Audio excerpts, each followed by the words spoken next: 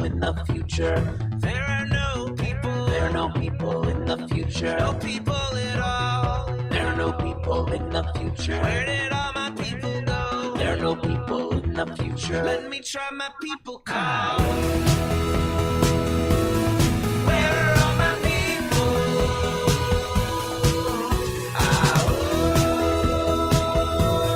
Where are all my people? I guess I'll fly away now. Hey, everybody, welcome. It is Monday, April 18th. It's getting past the middle of the month, past tax day, or I guess it is tax day. There you go. Welcome to Raging Chicken's Out the Coop Live. This is Kevin Mahoney, creator and founder of Raging Chicken. On Out the Coop Live, we talk to progressives, activists, and troublemakers of all sorts, right from our own backyards and from across the country. And you can join us at the end of the week for our Friday Politics Roundup, where we break down the good, the bad, and the ugly in state and national politics. And you can also check out our once or twice monthly The Wednesday Show with Cyril Michaleko. Cyril, of course, is a progressive columnist from the Bucks County Courier-Times and the Intelligencer, and he is also now the editor-in-chief of the Bucks County Beacon, folks. There you go. He joins me about once a month, maybe twice a month, joins me to drill down into Bucks County, Pennsylvania, and international politics. You can get all our shows by subscribing to our podcast on Podbeans, iTunes, Spotify, wherever you get your podcasts. You can support this show by becoming a patron for as little as $5 a month. Head on over to patreon.com/rcpress and choose your membership level. But you can help us out right now. It won't cost you a dime. Head on over to our YouTube channel if you're not there already. Smash that subscribe button, like the stream for the show, and hit that notification bell so you know every time we go live. And this is a brand new initiative here at Raging Chicken. If you want to help us end the domination of right-wing money tipping the scales to the extreme on our school boards and in our communities, well, we've made that easy. Simply drop a donation to the Raging Chicken Community Fund at ragingchicken.levelfield.net, like level the playing field. That's ragingchicken.levelfield.net. Help us support community organizing and school board candidates that our communities and our children deserve. You can also join our Discord server for information on that. Check out today's show notes. And for more PA Progressive Talk, tune into the Rick Smith Show's live stream at 9 p.m. Eastern. On his YouTube channel, Twitter, Facebook, wherever you get a stream, you're going to find Rick there. For information about all his shows, head on over to thericksmithshow.com for the latest across all his platforms. And you got to check out the Sisters of the Night Caucus podcast if you haven't already. If you haven't already, get out from underneath that rock, all right, folks? The amazing PA women stirring the political cauldron behind this podcast rock the house, and they know where the bodies are buried. Make sure to follow them on Twitter at The Night Caucus. That's at The Night Caucus on Twitter, and subscribe to their podcasts on Anchor, Spotify, iTunes, or wherever you get your podcasts. And attention gamers, the Game Inn is a Quakertown-based black family-owned gaming store. They're friends of the show, and they've got everything from retro N64s and the latest consoles, video games for all platforms, collectibles, action figures, Funko Pops, blah, blah, blah, blah, blah, can't even speak tonight. And kids get a discount if they get A's in their report card. Come on, how you beat that? Check them out on their Facebook page and follow them on Twitter at The Game Inn. If you got a question about a game, looking for something hard to get, shoot them a message or drop them an email at thegameinpa@gmail.com. And a special shout out goes to Jonathan Mann, who wrote our intro song, There Are No People in the Future. Check out all his great stuff on his YouTube page and follow him on Twitter at Song a Day Man. That's with two N's. That's at Song a Day Man on Twitter.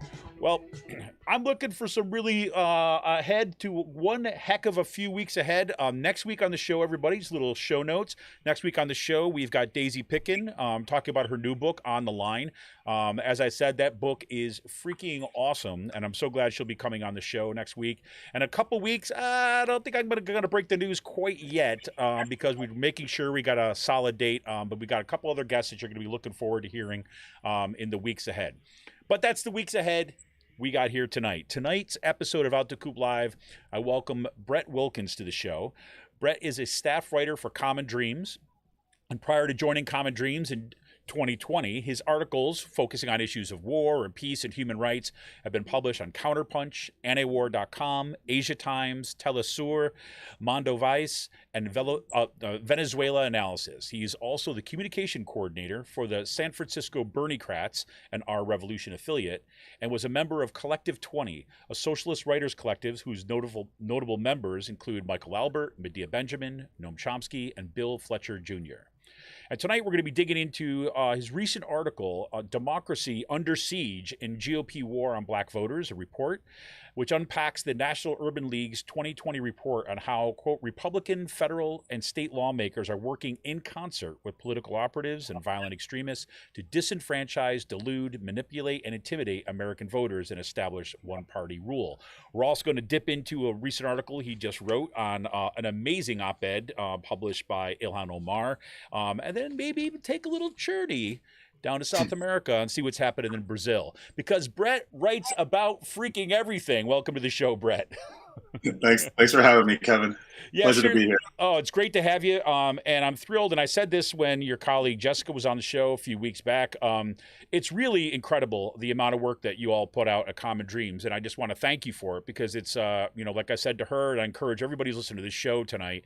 I've been reading stuff that's coming out of Common Dreams since Common Dreams, I think, first went live like in the 90s, or I don't know when it went live, but I remember in the 90s is when I was reading it and following what goes on. So it's so great to have you on tonight. Thanks. Yeah, 1996 or 97, I think it was. And I would just extend an invitation to all your listeners to, we're 100% reader supported and we have no advertising or anything like that. So if you're feeling like it, head on over there. Give him a donation. Give him a donation is what he wants to say. Support the work of Common Dreams, everybody. You know that we are nothing if not 100% behind independent progressive media because, look, we don't have the billionaires, angel investors dropping us billions of dollars every other week. We got to band together and do it ourselves, which is precisely what you all are certainly doing over there at Common Dreams. So Brett, listen, one of the reasons I first reached out to you was, in addition to kind of reading your work for a bit, as we were talking a little about before the show, in Bucks County and all throughout Pennsylvania. And again, Pennsylvania is not special in this regard, other than the fact that some of it's gotten pretty extreme in Bucks County and some other places where we have QAnon supporters and things like this occupying our school boards now. We have extremists at the state legislature who are kind of pushing all sorts of voter suppression measures. And we know that we kind of need the tools and every tools we can to make sure that we're tracking what's going on. And you've got this piece that you published about the National Urban League's State of Black America report that looked at basically how democracy was under siege with these initiatives. So can you walk us through a little bit about what you found in that report and what some of your reporting found? Sure. So this is a report, like you said, by the National Urban League. And the part that deals with voting rights on the line, they call it the plot to destroy our democracy, is actually, it's a subsection of the report that was prepared by the Brennan Center for Justice that does really good work tracking voting rights and voter suppression across the country.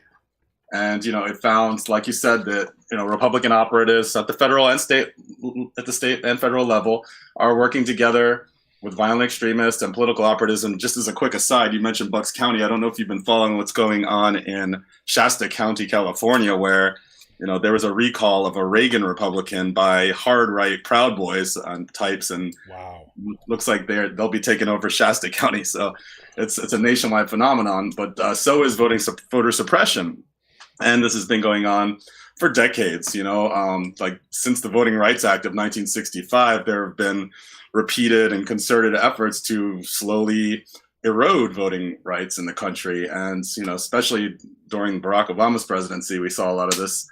And then in 2013, with the Shelby County versus Holder decision, it gutted the Voting Rights Act, and we've seen detrimental consequences from that, to the point where right now, in the atmosphere of Trump's big lie, and you have these Republicans that are supporting that big lie and just relentless campaign to sow doubt on the results of the 2020 election, and it could worsen for 2022. And so this report goes through the different steps by which these forces are trying to destroy democracy, basically. And would you like me to go a little into that? Yeah, because I look at it like this, right? Because it on the one hand, absolutely, as you said, since the Voting Rights Act was passed, there's been a kind of attacks on voting rights. There's been attempts at voter suppression here. So voter suppression efforts themselves are not new, right? It seems to me, and again, you can correct me if I'm wrong, it seems to me that this kind of coordination and kind of bringing into or coordination with these extremist elements does seem to be relatively new to our current time, but it harkens back to kind of some of the worst moments of voter suppression in the history of this country. So yeah, walk us through some of this. And it's like it's the perceived threat, right? For example, in states like North Carolina, where 90% of the population growth consists of people of color, or in Texas, where 95% of the population growth is people of color. But yet, for some reason, Yes. communities of color in these states have seen decreased representation in Congress. And so, it's like that kind of, I used to call it the last dying gasps of a certain segment of the population that's not comfortable with the way the country's going demographically. But, it's not necessarily dying, because this seems to be something that's cresting in power. And so the report outlines a four-pronged approach to the destruction of democracy, which, when I first read it, I thought maybe it sounded a little bit hyperbolic, but sum total of all this is exactly what this is doing. I mean, especially if you couple it with things like the undercount in the census and, just the most asinine moves by people like Ron DeSantis, where they're trying to expunge censor math books because they might contain critical race theory, So this goes all the way down to the micro level. But the four main points are gerrymandering, suppression, sabotaging of elections, and intimidation. And so we just talked about the population growth of people of color not being represented in Congress. Well, one of the main ways they do that is by gerrymandering maps, or we should come up with a better name for it. Maybe just say rigging or something, because that's what it exactly. is. I mean, I understand the nostalgia of gerrymandering as a term and where its origin and stuff like that, but let's just call it what it is. It is like literally rigging. Yeah, calling it what it is good. It's like during the 2016 and 2020 Democratic primaries, when they like to use the word shenanigans to describe what they did to Bernie, but I'm like, it's a little bit more severe than shenanigans, right? Right. So, at the ballot box, there's so many different ways that they block access to the ballot. By shortening the window of time that you could apply to deliver mail ballots, limiting absentee voting rights, restricting assistance in returning voter mail ballots. They make that seem like it's some kind of nefarious thing when, ballot harvesting, they call it. We do it all the time in California.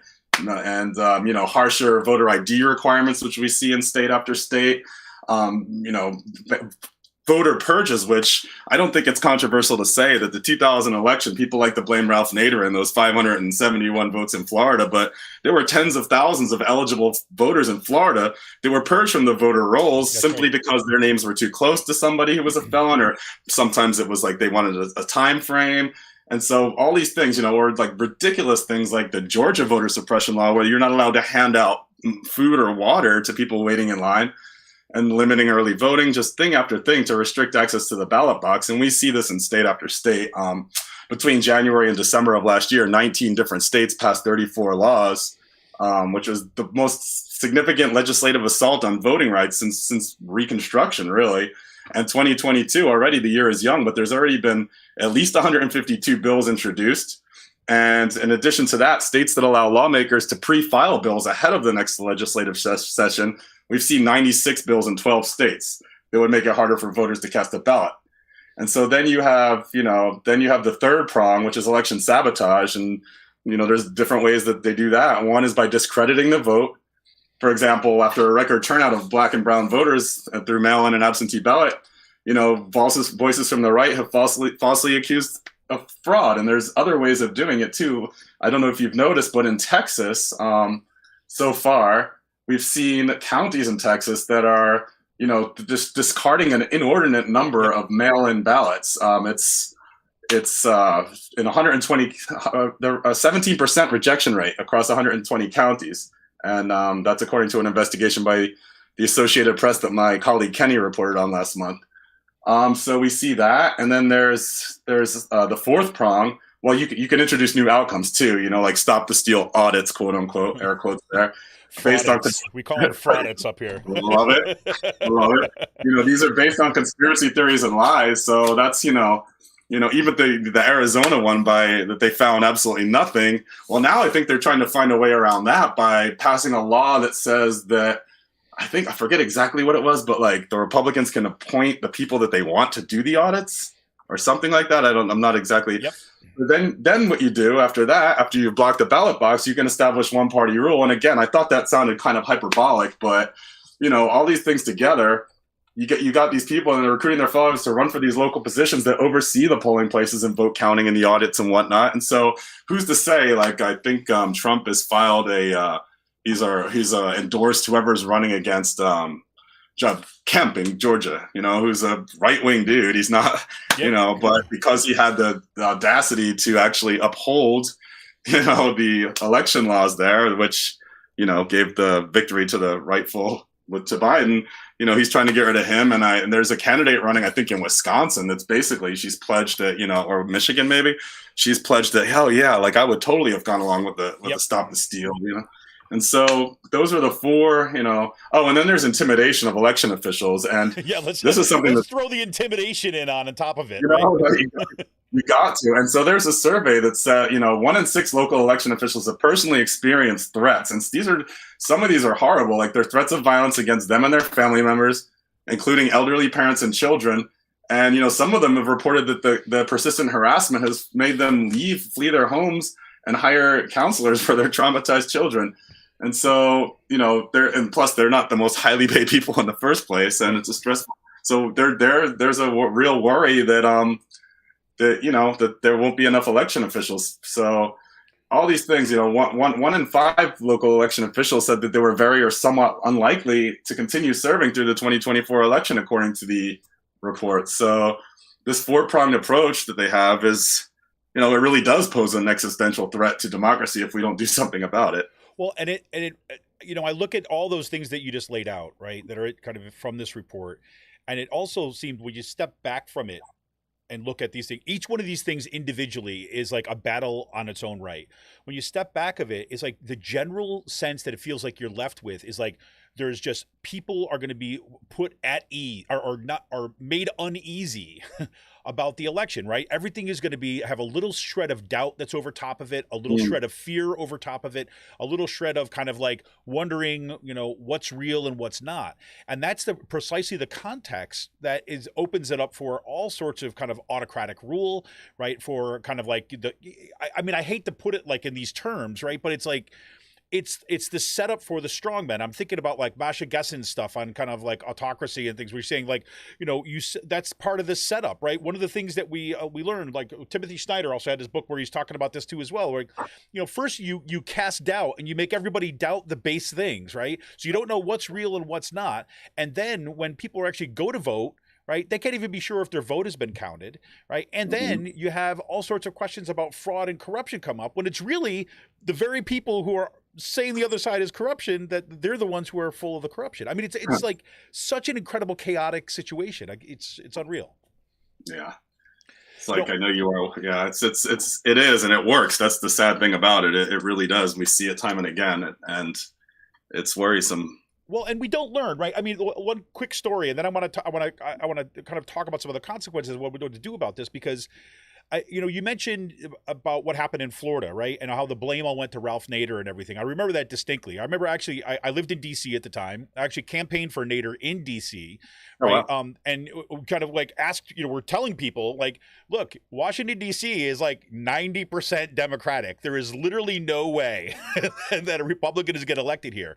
But that you can't get that argument through because all they're thinking about is this broader thing. But anyways, I remember I worked at a bookstore in D.C. In addition, I was an adjunct faculty member at GW at the time, but I was also I worked at Politics and Prose bookstore. It's a great bookstore in D.C. And Greg Palast was speaking one night. I was happened to be working the night that he was there talking about his book, The Best Democracy Money Can Buy. And he's talking up at the podium and stuff. And then suddenly there's these two folks that kind of come up alongside of him, right? So it's one man, it's one woman, and they're kind of dressed in suits. And you just kind of like looking at him, whatever, and he's talking, he's looking over them, smiling at them. Goes on and he starts talking about exactly what you brought up about voter suppression in Florida. And then he said, well, we uncovered, actually, turns out some of the voter machines had this little thing, this little switch, right? And the switch was if there was an error, right, in the ballot, right? If you switched it one way, it would spit the ballot back out and say, try again. If you put it the other way, right, it would eat the ballot, right? And dispose of it. And guess which counties had the one switched where the ballot disappears? Those ones that are primarily kind of black counties in Florida. And so then Palace was like, it's almost as if there was a database. And then he reaches under the podium and he pulls out a laptop with the spreadsheet that shows that data. They got a hold of the data. And then he said, I'm going to hand this over to these two individuals over here who are here from the NAACP Legal Defense Fund, who are going to take this data, and you are all my witnesses that we're handing this data over. So it's here. And so they had the information. And what has driven me crazy, and like I don't want to go too far afield here in terms of like the problems with the Democratic Party, but it's like, where's been the fight? It's almost as if we haven't been paying enough attention to this, and now we're up against the wall, right? Am I wrong about that? No, and that's one thing, like one of the solutions that, I get panicked when people ask me for solutions because I'm better at pointing out problems than at like finding solutions. But, one of them would be the federal court system. But when you have a record number of appointees by, who, the former president, and that, but it's interesting that you mentioned that you were going into Florida a little bit. And not to mean to hash up, but those databases you were talking about, they were used in 2000 as well. It was to the point where the chief attorney, the former commissioner of the United States Commission on Civil Rights, and doing a postmortem on the 2000 presidential election, I'm going to get this quote exactly where he said, because I don't want to mess this quote up, but he said that those kind of actions were, and I quote, outcome determinative in the 2000 election.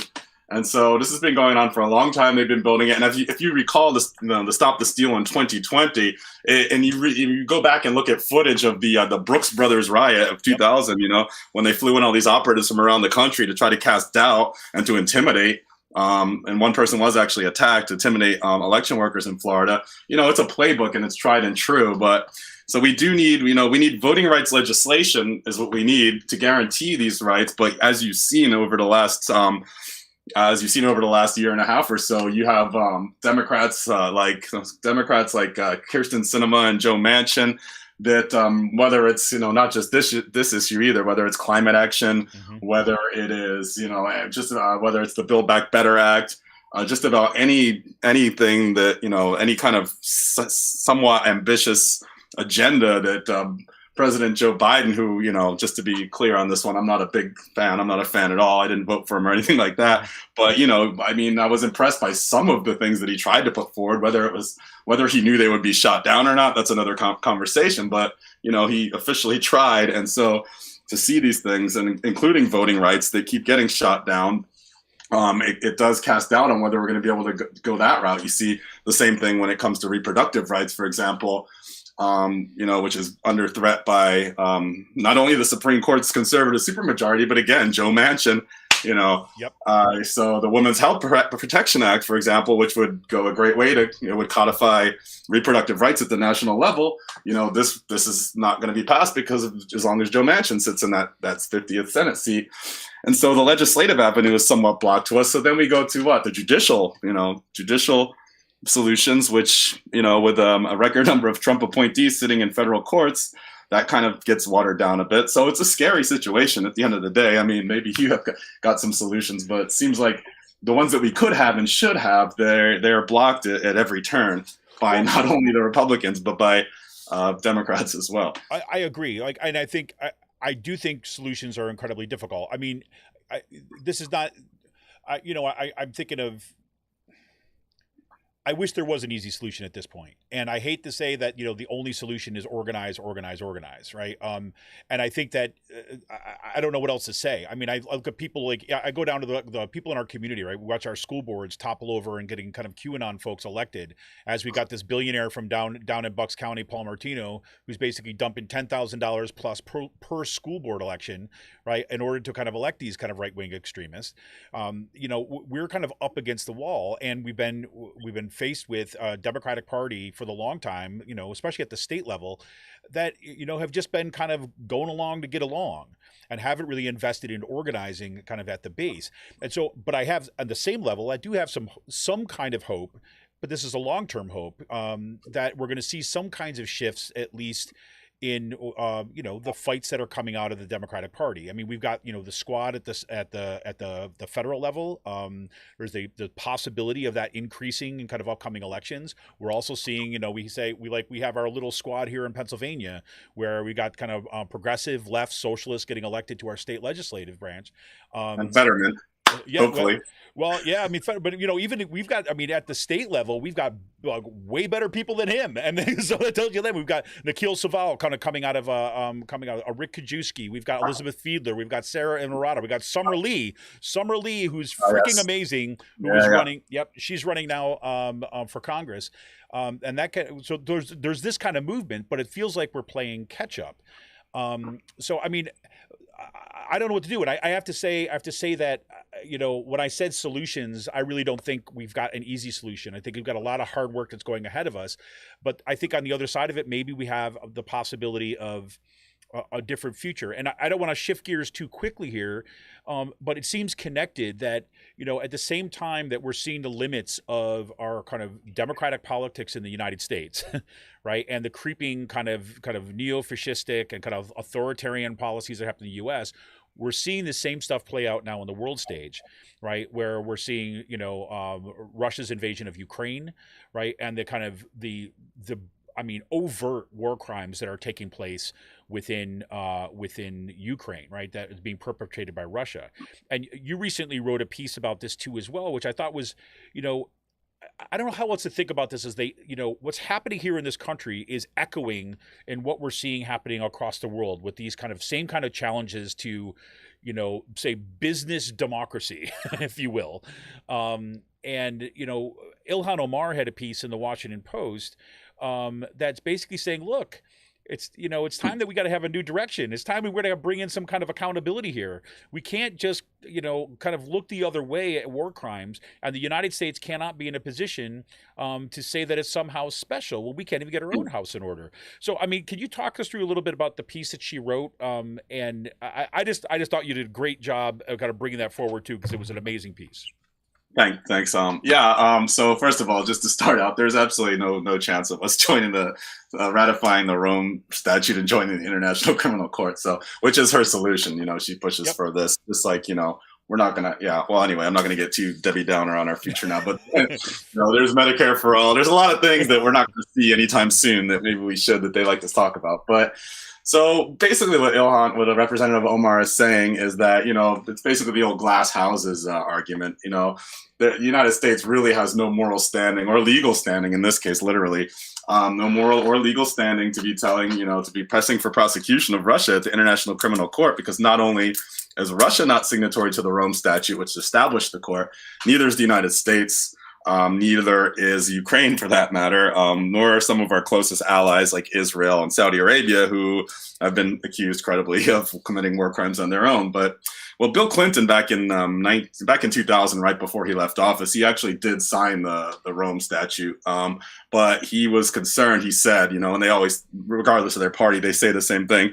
They're concerned about the ICC being used to unjustly prosecute alleged U.S. war crimes, when then really what they're saying is we want to shield ourselves from accountability from actual war crimes. So Clinton advised Bush. He didn't send it to the Senate for ratification. He advised Bush to do the same, and of course Bush was more than happy to oblige. The breakdown of the rule of law we saw under that administration, from Guantanamo to Abu Ghraib to dark sites to legalized attempted legalization of torture.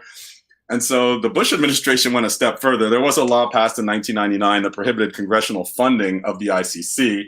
The Bush administration went a step, or it wasn't the Bush administration, it was Congress under the Bush administration, and Bush signed a law called the American Service Members Protection Act, which bans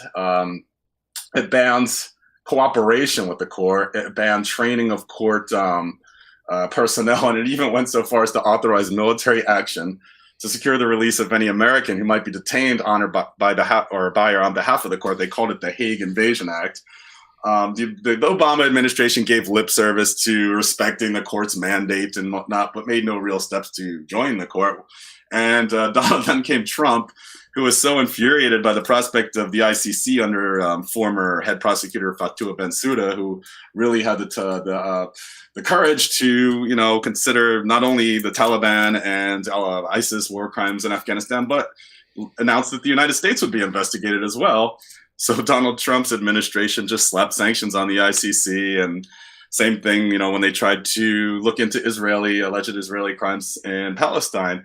And so, these sanctions have been lifted, but now we have a new ICC head prosecutor from Britain who, Imran Khan, I believe his name is, Imran Khan is somebody else's, Karim Khan, I think. He said he's not even going to investigate the United States anymore. So even if we were to be subject to it, it seems like if a country is powerful enough, it gets to get away with its war crimes without being investigated. They've never investigated Saudi. I don't think they've investigated Saudi Arabia and Yemen. I don't think with their actions in Yemen, and I don't know how the investigation of Israel is proceeding. But so yeah, there's just a culture of impunity around this, and basically Ilhan Omar is saying, if we truly believe in prioritizing human rights and enforcing international law, then how can we not be a part of the court that upholds that law? And so now, of course, now that it's Russia that's committing the war crimes, you have people like Lindsey Graham. They're like, oh, yeah, the ICC, to be fair, actually, Lindsey Graham's always been a bit better on the ICC. Sometimes these people like Neil Gorsuch is really good on Native American rights. And it's like sometimes these awful have this one subject that's like they're really good on. Right. But So, I mean, she's just basically saying, don't be a hypocrite. And she's gotten in so much trouble before, when she last year was attacked not only by Republicans, but she was also attacked by Democrats for that time when she was like, yeah, it was when the ICC was, when it was a debate about redress mechanisms for victims of war crimes committed outside the ICC's jurisdiction. She was attacked for demanding the same level of accountability and justice for all victims of crimes against humanity. And she said, quote, for unthinkable atrocities committed by the U.S., Hamas, Israel, Afghanistan, and the Taliban, unquote. And she was just pilloried for probably putting all those, and if you had to look at it by sheer number of people killed, or, sheer number of countries that have been bombed, attacked, or invaded, there's no comparison between the U.S. and Hamas and the Taliban, So she's, it's a thankless job that she has. There's horrible accusations against her, and when she says these things, but she's just basically saying, "Don't be a hypocrite." Well, and I think it's interesting that she's putting this piece out now because I think again, she's been willing to be like the tip of the spear on these issues, right? And look, she's no dummy. Like she doesn't say this and think like, oh, I'm just gonna it's free speech. Everyone's gonna have their own opinion. No, she knows the attacks are coming, and she knows that some of them are coming from inside the Democratic Party. I remember when right after I never forget it, like right after she was elected and the Nancy Pelosi became Speaker of the House, right? They're all ready to kind of go forward with this agenda. Their first piece of legislation got buried, right? Because Nancy Pelosi decided it was going to be more important. Like I think it was on voter rights. I think it was on voting rights. And I think the first piece comes out. Well, no. Ilhan Omar just said something about Israel. So therefore, the Democrats are going to spend their cultural capital, right, going after Ilhan Omar, right? You're talking the For the People Act? Is that what you're talking about? The For the People Act, exactly. Right. And so they spent like a week and a half going after Ilhan Omar, and nobody reported on the For the People Act, right?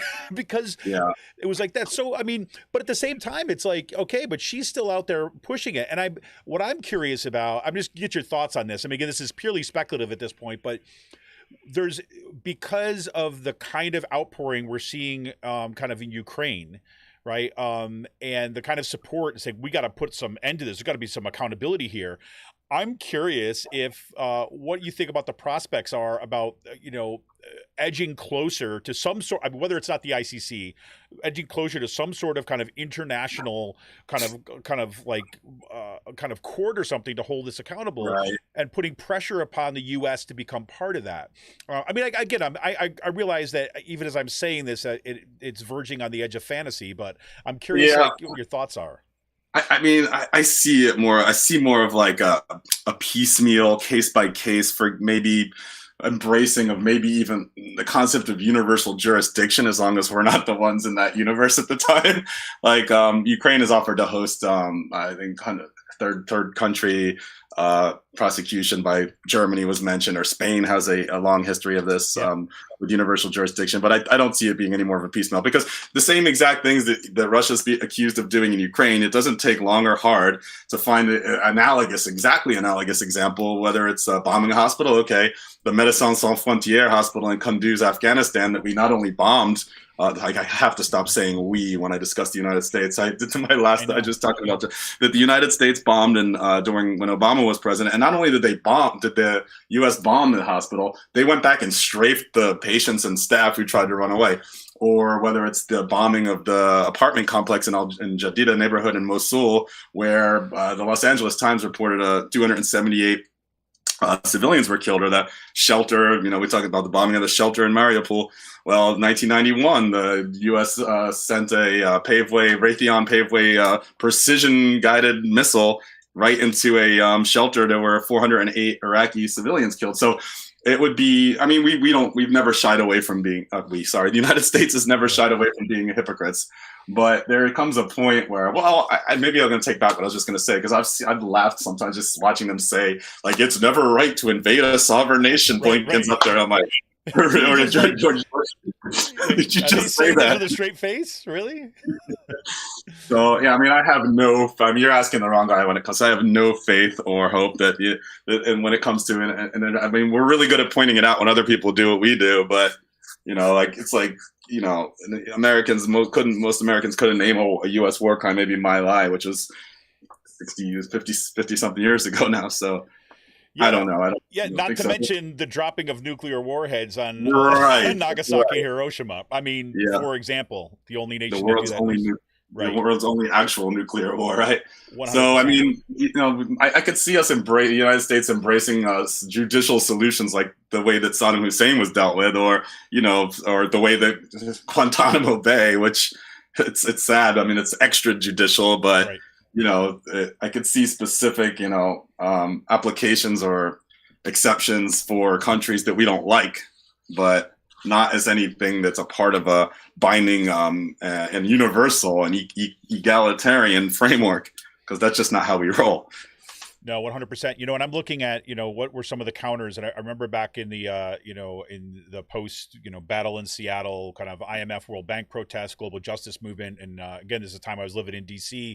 and organizing around that. When you just started to have the kind of another world as possible, you had this this movement. It was like these like small little glimmers of what it might look like to begin to establish a counter narrative, counter policy set, and things like this that would start to seek for a different kind of distribution and reorganization of power. Of course, that was all taken away by 9/11. I mean, that's right as that movement was just kind of getting some, some organization that just got wiped off the planet, literally, by that movement. But we still see this, right? And one of the things, before I let you go tonight, and I'm sorry, I'm just like, I want to throw as much in here as possible. That's great. But this is, if we look at what you have, this other piece that you put out about Lula in Brazil, and you're talking about the end of legal mining on indigenous lands there. And I thought that because I know you've done stuff on kind of international stuff, you're looking at kind of social movements, you've got a great focus on this. And I thought that this is like one of these, kind of the counter narratives to the bad news of like, the U.S. bad guy moment. You see these kind of movements making shifts in kind of directions for more equitable. And of course, the situation of Lula in Brazil has been, it's been like I don't want to belittle it by calling a political drama, but it has been a knockdown, drag out struggle to shift the politics of Brazil from what we see far right, burn down the Amazon, burn down like the rainforest, versus an emergent kind of people's movement that's here. So can you talk us through a little bit about that article? And I know I'm not leaving you with a ton of time. I'm sorry, but I really want to talk about this. It's all good. Well, what's going on is it just ended. Actually, it was a 10-day, or it was almost 2-week free land camp, largest gathering of indigenous people, they say, in the world, but at least in Latin America, 8,000 people. And like I would say, let us be under no illusions. Okay, so the PT was in control under Lula and under Dilma Rousseff for a dozen years or more, and there was record deforestation and record. But that being said, It was more, I wouldn't liken it a little bit to Democrats and Republicans in the United States, where, neither one of them is perfect, but there's definitely one that's better than the other. And what Lula's promising, if he gets elected in October, and, he's got a commanding lead in most polls, polls, yeah, he's got a commanding lead in most polls, but he said if he does get elected, he promised to revoke all of Bolsonaro's policies, which include, he calls himself Captain Chainsaw. And so he's trying to ram through a series of bills right now through the national legislature, and most of them have passed the Chamber of Deputies, which is the lower house, and they're making their way into the Senate right now. They would lift restrictions on, resource extraction. They would facilitate the destruction and exploitation of native lands on a level that we haven't seen amid an already, record amount of deforestation and whatnot. And so Lula's promising that nobody's going to tamper with indigenous lands without their permission. And he's also vowed to create a ministry of indigenous peoples to be led by an indigenous person. And he said he would repeal any of these laws that they're called the package of destruction that are, if they get passed by the National Congress. And Bolsonaro, he's so anti-indigenous. I mean, some of his, he's known for his outrageous quotes, but he once said that Indians are evolving more and more. They're becoming human like us. And he said it's a shame that the Brazilian cavalry hasn't been as effective as the Americans who exterminated their Indians. And so he makes no bones about how he feels about indigenous peoples, and that one of the biggest demands that the indigenous peoples of Brazil want is they want land demarcation, which would create literal lines which couldn't be crossed, and so although they are all the time. Right. Then Bolsonaro opposes demarcation. Lula has not said he will continue the demarcation per se, but I don't know why he hasn't said that yet. Maybe he has, and I'm just not aware of it. But he's just sounding a whole different tone. He's like, you guys aren't the invaders. You've been here since before the Portuguese arrived in 1500, which is and we just see horrible things happen. They call it a genocide. I mean, it's not just state forces. It's the illegal miners, illegal ranchers, indigenous peoples are killed.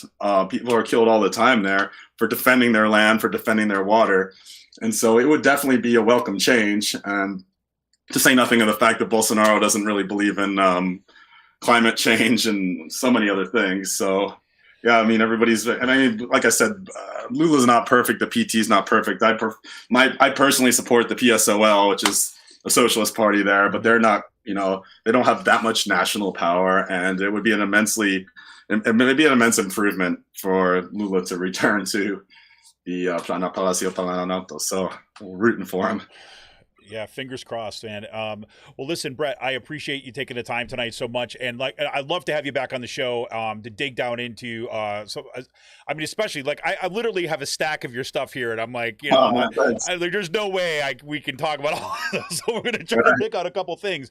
But I appreciate so much your international reporting. I mean, the piece right now, people should check out. There's a post that just went up. I don't know if it was I think it was earlier today. Looking at here, I'll get you the exact title for it. This is a report details how community utilities can usher in green energy transition. Just a fantastic piece of kind of, drilling down into some of these reports. This is the excellent work that they do in Common Dreams. This is excellent work that Brett's doing over there. So I'd love to have Big back on the show kind of in the coming weeks and months, because it doesn't look like the controversies and the need for kind of political change is going anywhere fast. So that's for sure. Well, thank you so much for having me, Kevin, and I'd love to come back. Oh, that'd be fantastic. All right, everybody. This was Brett Wilkins tonight, everybody. Of course, he is a writer over at Common Dreams. You can check out all his great stuff. The links are all in tonight's show notes. Do check out the article that we talked about tonight. We talked about his piece. Now, so look at this. I got to get it out from my stack. Democracy Under Siege, GOP War on Black Voters. The report from the National Urban League.